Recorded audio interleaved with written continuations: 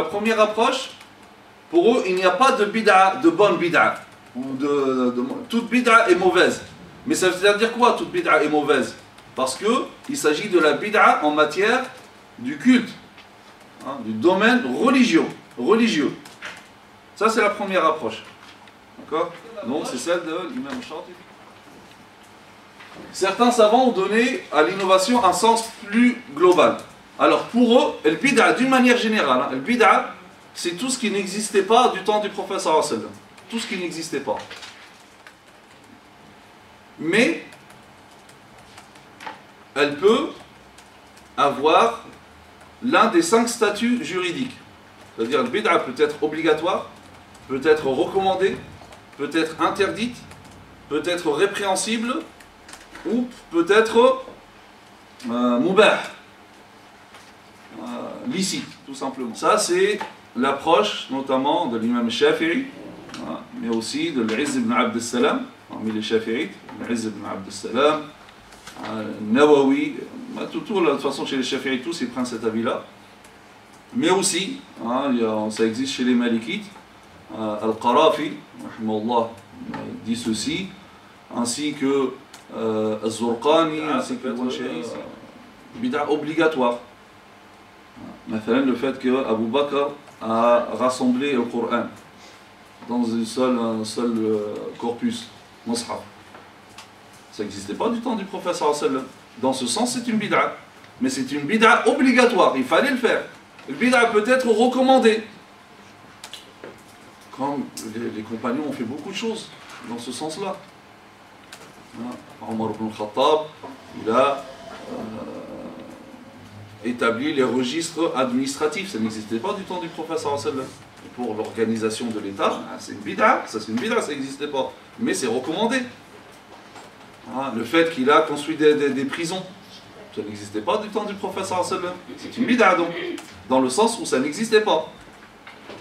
Mais c'est une bid'a recommandée. Ainsi de suite, les musulmans ont développé le système postal. C'est une bid'a, mais une bid'a recommandée. Les musulmans ont frappé leur monnaie. Il n'y avait pas, à l'époque du prophète sallallahu alayhi wa sallam, il n'y avait pas la monnaie musulmane. Donc, c'est une bid'a recommandée, voire même peut-être Uthman radiyallahu anhu, à son époque, il a rajouté un deuxième adhan pour le Jumu'ah.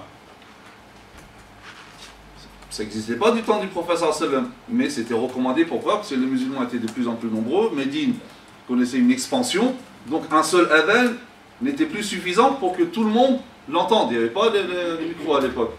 Donc, plus loin, là où il habitait, il a dit à quelqu'un de monter chez lui et de faire l'adhan. Un premier adhan, pour préparer les gens, et ensuite il y a l'adhan de Jumu'ah. C'est une bid'a recommandée. Parce que ceux qui défendent la première définition, ils disent qu'il ne faut pas que ça soit dans le domaine cultuel. Mais là, on est dans le domaine cultuel. Pourtant, ça n'existait pas. Et pourtant, les compagnons n'ont rien dit. Donc, on est dans le domaine cultuel. Donc, c'est une bid'a, mais recommandée. Omar, salat tarawih. Donc, c'est une belle bid'a, innovation. Donc, c'est une bid'a recommandée. Dans le sens, c'est une bid'a, c'est-à-dire que ça n'existait pas, mais, donc, bien que le principe existait pour le tarawih, donc c'est une bid'a hasana. Ça peut être interdite lorsque ça contredit la religion. Là, c'est une bid'a interdite. Et c'est uniquement cette bid'a interdite que les premiers prennent. Pour eux, c'est que celle-là qu'on appelle bid'a. Les autres, on n'appelle pas ça bid'a. D'accord? Mais pour eux, non, ça c'est une bid'a. Il y a une éthique vestimentaire. Celle-ci, elle est instaurée par l'islam, donc on doit lui obéir. Satr al-awra. Et quand on dit satr al-awra, donc il ne faut pas que ça soit trop moulant ou transparent. Donc, mais ça rentre dans la même règle. Certains disent, je ne sais pas, il y a 8 règles ou je ne sais pas, des choses comme ça. C'est quoi ces 8 règles? Dit, il ne faut pas que ça attire l'attention, le regard. C'est quoi cette condition? Qui a dit ça? Ça n'existe pas. Il ne faut pas que ça attire le regard, ça veut dire quoi? Ça veut rien dire du tout. Ça veut dire quoi, attire le regard? Et là, il dit donc, les couleurs, c'est interdit pour les femmes. Qui a dit ça? Ça n'existe pas dans le fiqh. Et revenons à l'époque du prophète sallam pour voir que finalement, c'était le contraire. Le prophète sallam dit de Zayd, son fils adoptif, quand il était petit, et dit si Zayd était une fille, je l'aurais embellie et lui faire porter des couleurs pour que les demandeurs viennent demander ma fille en mariage. Le prophète sallam, pourquoi il dit une chose pareille? Donc ça veut dire que c'est interdit? Mais non, au contraire.